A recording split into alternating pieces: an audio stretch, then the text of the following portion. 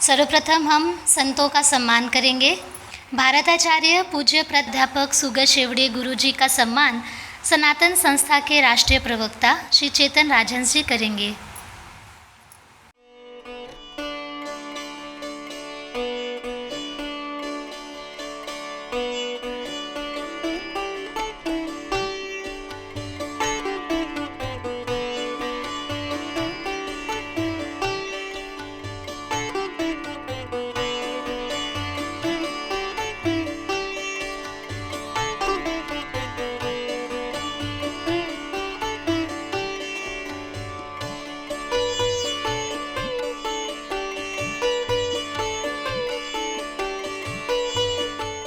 मनुस्मृति ये शब्द हम सभी के लिए प्रिय है, परंतु आज इसी शब्द पर विरोधी आक्रमण करते हैं और हमारी पीढ़ी का माइंड वॉश करते हैं, उनको भटकाते हैं मनुस्मृति के नाम पर वास्तव में मनुस्मृति है क्या, इसके विषय में हम जो राजनीति है कैसे रोकें, ये हमें पूजनीय प्राध्यापक सुगत शेवड़े गुरुजी बताएंगे। तत्पूर्व उनका परिचय समझ लेते हैं। भारताचार्य पूज्य प्राध्यापक सुगत शेवड़े गुरुजी ने देश विदेशों में 13,500 से भी अधिक प्रवचन किए हैं। आपने अमेरिका में 550 प्रवचन किए हैं। वर्ष 2016 और 17 में ब्रिटेन के हाउस ऑफ कॉमन्स में अर्थात वहाँ की संसद में छत्रपति शिवाजी महाराज जी के संदर्भ में व्याख्यान भी प्रस्तुत किया है। छत्रपति संभाजी महाराज जी के संदर्भ में जो अपप्रचार होता था तो शंभू राजे इस नाम से आपने पुस्तक लिखी और इसका खंडन किया। इस माध्यम से धर्म पर होने वाले आघात को आप लगातार निष्प्रभ कर रहे हैं। निरंतरता से कार्यरत जग प्रसिद्ध प्रवचनकार धर्मभूषण एवं भारताचार्य पूजनीय शेवड़े गुरु जी 11 जून 2024 के दिन संत पद पर विराजमान हुए हैं। मैं आपके चरणों में प्रार्थना करती हूँ कि हमारा मार्गदर्शन करें।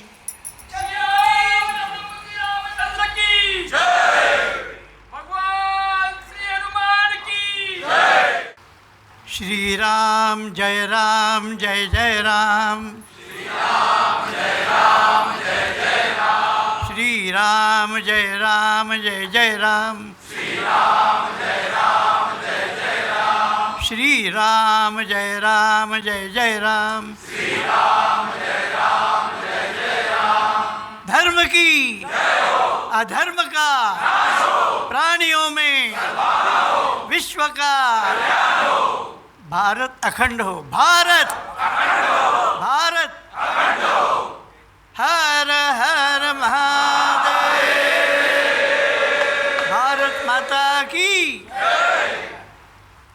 सज्जनों, समय तो बहुत कम है और आप सबके सामने पूरे आयुष्य में पहली बार मैं आ रहा हूँ और बोलना तो बहुत है। आया हूँ तो बहुत कुछ कह के जाऊँगा।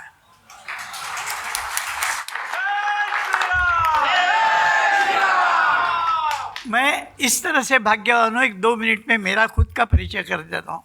मेरा जन्म बड़ौदा में हुआ, गुजरात में, और वहाँ मैं पढ़ाई की। पढ़ाई BA B.Ed हो गया। महाराष्ट्र गुजरात अलग हो गया 1960 में, तो उसी साल हमें मुंबई में आना पड़ा, महाराष्ट्र में आना पड़ा। मैं महाराष्ट्र में आया, फिर उधर नौकरी शुरू की। स्कूल में टीचर हुआ, BA B.Ed तो था। फिर साइड में MA किया। फिर खालसा कॉलेज में प्रोफेसरशिप मिली। उसके बाद और भी पढ़ाई चालू रही थी। फिर शाहपुर में प्रिंसिपलशिप मिली। 3 स्कूल में मैंने प्रिंसिपलशिप की और उसके बाद M.Ed किया। और सबसे मज़ाकिया और अजब बात यह है कि जिस साल एजुकेशन में लास्ट डिग्री M.Ed की, उसी साल एजुकेशन छोड़ दिया। ऐसा क्या हुआ होगा? मेरे गुरु इंदौर के नाना महाराज तरानीकर, उन्होंने दत्त जयंती के अवसर पर 1976 में मुझे पास में बुलाया और बोले मुझे कि इतनी वाणी अच्छी है, धर्म पर प्रेम है, धर्म का अभ्यास है और करने की इच्छा बहुत जोर से है, तो धर्म का काम करते रहो, नौकरी छोड़ दो। गुरु की आज्ञा, इससे और प्रमाण क्या हो सकता है। तो मैंने नौकरी छोड़ दी। और उसमें एक बात और अच्छी थी कि मेरी पत्नी का मुझे सहाय मिला, साथ मिली। नहीं तो पति बोलेगा मैं छोड़ देता हूँ, नौकरी कैसे छोड़ते हो, क्या करेंगे, आगे कैसा होगा, ये सब चिंता औरत को होती है। लेकिन मेरी पत्नी का पूरा विश्वास था जो मैं करूँगा वो अच्छा ही होगा, और मेरे गुरु की आज्ञा है तो अच्छा होने ही वाला। ये 1976 साल की बात है। और कुछ आत्मचरित्र कहना नहीं है मुझे। मैं आर्य सनातन वैदिक धर्म का प्रवचन, कीर्तन, श्रवण मैंने हजारों सुने और बाद में करने का भी शुरुआत किया। देशों महाराष्ट्र में तो बहुत किए, लेकिन बाद में और भी आमंत्रण आते रहे और मैं जाता रहा। 1980 25 जून को मुझे आमंत्रण आया अमेरिका से, जागतिक हिंदू कॉन्फ्रेंस में भारत का प्रतिनिधि के रूप में आने के लिए मुझे आमंत्रण मिला।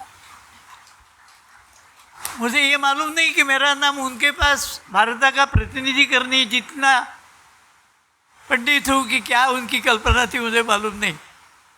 लेकिन उनका आमंत्रण आया 25 जून को और परिषद थी 5 जुलाई को। अब मुझे 5 जून को आमंत्रण आया, 5 जुलाई की कॉन्फ्रेंस, मतलब जब 10 दिन थे और 10 दिन में पासपोर्ट, टिकट, वीज़ा सब कुछ करना था। तो कैसा होने वाला है। तो मैंने तो सोचा ये हो सकता नहीं। मेरा भाई आया था, वो भी बोला अरे ये लोगों को बुलाना था तो ज़रा पहले ही बुलाना चाहिए था, अब कैसे जाएगा तू। मैंने कहा ये सब ठीक है, लेकिन मैं दैववादी हूँ, मैं भगवान की कृपा को मानता हूँ, भगवान की इच्छा मैं उधर जाऊँगा ऐसी हो तो शायद मिलेगा पासपोर्ट। मैं घर से पासपोर्ट ऑफिस, मैं स्कूटर चलाता था उन दिनों में, पासपोर्ट ऑफिस में गया। पासपोर्ट ऑफिस के सबसे बड़े जो पासपोर्ट ऑफिसर थे उनका नाम कुर्तड़कर था।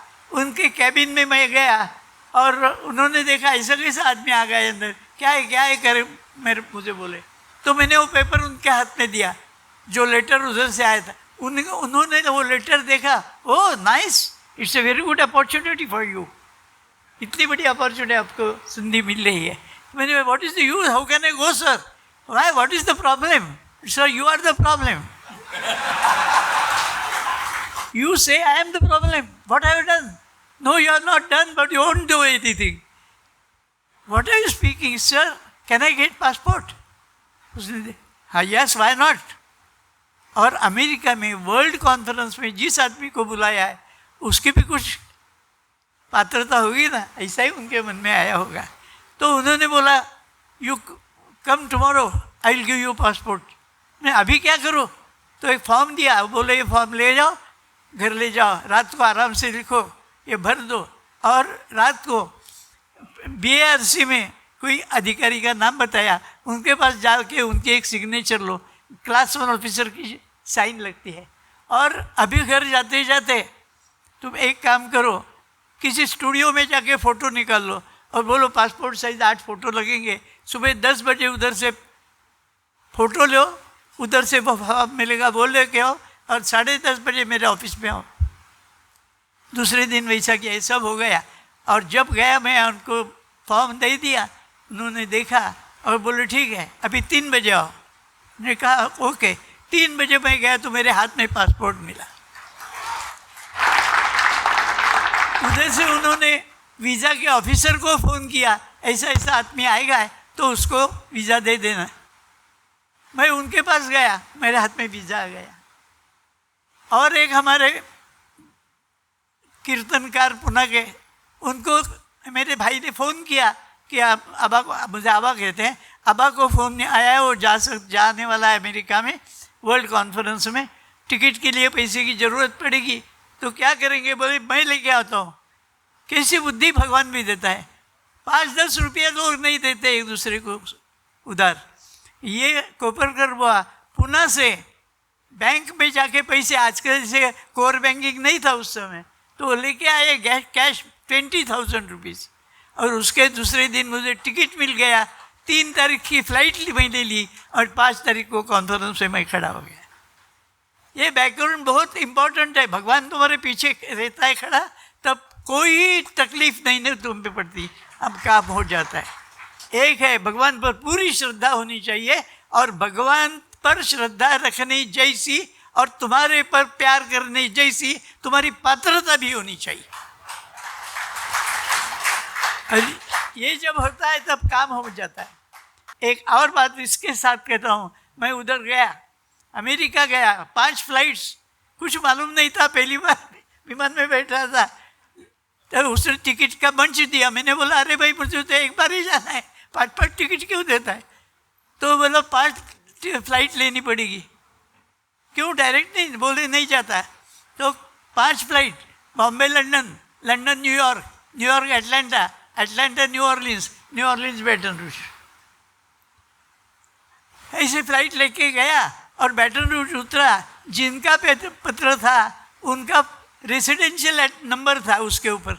उस पर फ़ोन किया कि मैं आ गया हूँ। उन्होंने मुझे बुलाया और बोले नॉर्थ गेट पर खड़े रहो। उसकी लड़की आई, मुझे ले गई, और दूसरे दिन वो कॉन्फ्रेंस था, उधर मेरा लेक्चर हुआ। ये बैकग्राउंड इसलिए कही कि ये सब नहीं होता तो मैं जा नहीं सकता था। और उधर जाने के बाद मैं एक ही आदमी धोती पहनने वाला था। मैं एक ही आदमी, मैंने कॉलेज का एजुकेशन भी धोती नहीं गया। आज मैं पायजामा पहन के आया हूँ कि अभी मेरी कमर में दर्द हो रहा है, मेरी प्रकृति बिगड़ गई है। तो ये 8 दिन से ही मैं पायजामा पहनने लगा हूँ। मेरी पूरी ज़िंदगी में कॉलेज एजुकेशन में प्रोफेसरशिप, प्रिंसिपलशिप सभी पहनते हुए मैं धोती पहन के ही रहा। और मैं हिंदू हूँ, मैं ब्राह्मण हूँ, इसका मुझे अभिमान है। जब मैं गया तो देख रहा था हिंदू कॉन्फ्रेंस थी, लेकिन उसके स्टेज पर जो 10-12 वक्ते थे सब सूटेड बूटेड थे, और 3 सन्यासी थे, वो भगवे कपड़े पहने थे, और कोई थे, मैं ही एक धोती वाला। लोग देख रहे थे मेरी तरफ, और मुझे भी ज़रा कॉलर टाइट हो गई। मैं गया उधर और 6ठा नंबर लगा मेरे भाषण का। मैं भाषण करने को खड़ा रहा। मुझे इतना जल्दी लगी कि ये महत्व की बात है। मैं वहाँ खड़ा रहा और बोला, ladies and gentleman, I have come here to speak on Hindu dharma, and let me tell you that Hindu is only dharma and all others are religions. Remember the sentence. Hindu is only dharma. Do you know who has created Hindu dharma? Any one of you, do you know who has created Hindu dharma? But you know who has created Christianity. You know who has created Islam. But nobody, even any Hindu doesn't know who has created this dharma. And I tell you, if any time comes and you have to answer, the only answer and the best answer is Hindu is dharma, and that can be created only by God and none else. God has created dharma to everything, every animal, every creature and every human being. Everybody has got dharma. You know, wood burns when it is thrown in fire. If it is thrown in water, it of course, it never turns or anything. Then what happens in all other things? Every creature, every animal behaves as he or she should. For example, a cow never looks at any other animal, but her child, she likes it. She loves it. Similarly, who has to behave how is known by dharma, and that dharma is created by God. I want to say this thing only. And then how your dharma, you should behave in your dharma, that is created by God, and that He has created in Vedas. Naneshwar Maharaj writes in Naneshwari, in the 16th chapter, विश्वहा अनादि ठावो येथ नियंता ईश्वर रावो चावडिये न्यावो अन्यावो निवडी वेदू, वेदी अन्यायो घडे तो निरय भोगे दंडे, संन्यायी तो सुरवाडे स्वर्गी जिये, ऐसी है विश्व व्यवस्था अनादि से पार्था, तया ते म्हणती वृथा आघवेची ओत हे. Only 3 stanzas I have quoted. I explain them. विश्व हा अनादि ठावो, व्हेरी इझी. विश्व हा ठावो अनादि, म्हणजे विश्व हे जे स्थान आहे हे अनादि आहे. World is very old. अनादि means nobody can tell from where, when it has been created. So it is anadi. Yeta niyanta. This world is anadi, and one who controls it, Ishvara Ravo, that controller, that king Ravo is Ishwar. And Chavadiye Nyavo Anyavo Nivadi Vedu. And in the court of God, चावडी न्यावो अन्यावो निवडी वेदू, न्याय अन्यायाचा निवाडा वेदानुसार होतो.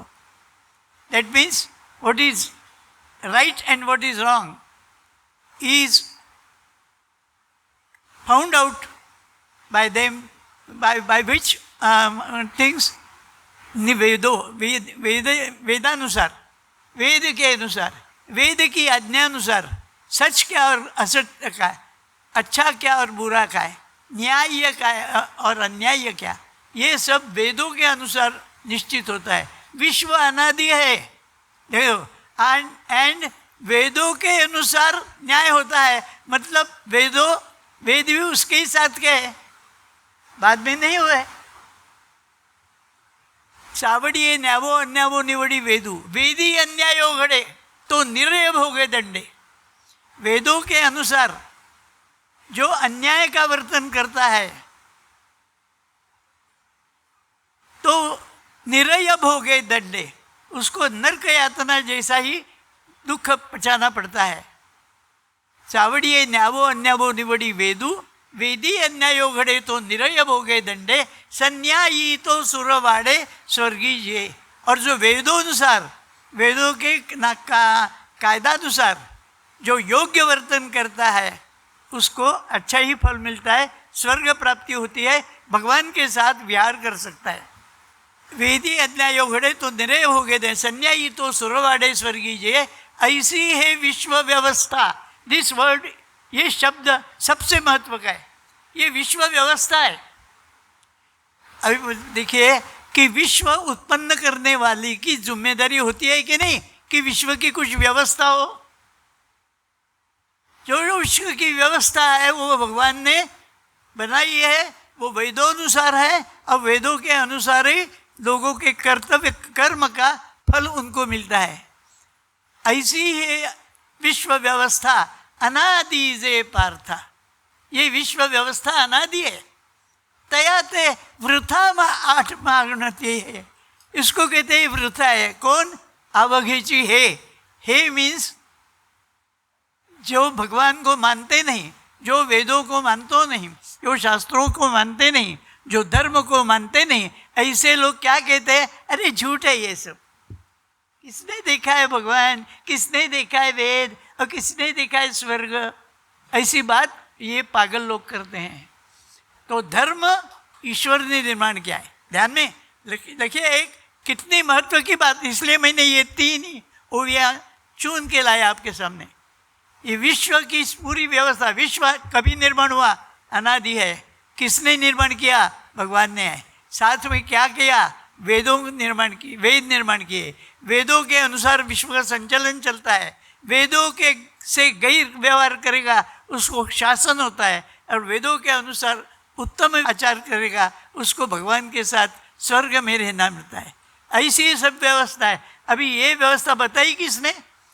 जिसने वेद बनाए, जिसने विश्व बनाया, वो जो भगवान है, उसने आप सबको धर्म समझने के लिए वेदों जैसे ग्रंथ निर्माण किए ना. अभी काल हो गया बहुत, वेद तो बहुत पुराने हो गए, अरे पुराने होने से क्या पता है, सोना पुराना है तो क्या आपका उसकी कोई कीमत नहीं रहती?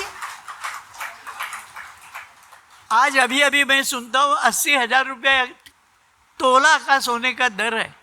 आपके किसी के पास 100 साल से पुराना होगा तो आपको 100-200 रुपया मैं देने को तैयार हूँ। आप हंसे क्यों? क्योंकि आपके दादा हमें क्या पागल समझे क्या?